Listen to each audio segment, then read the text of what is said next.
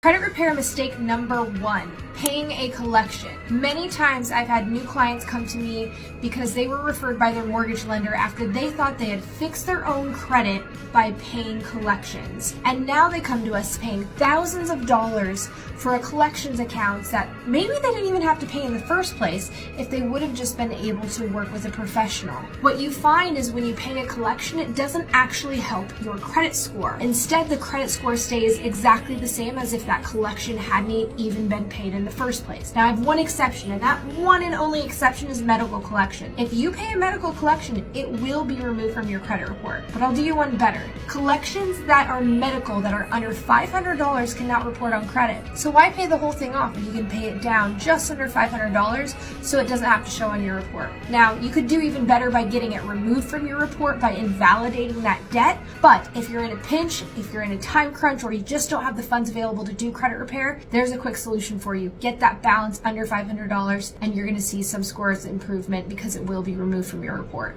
If you're interested in learning more about what you can do to improve your credit, then follow us. Or if you're interested in a consultation, follow the link in the bio.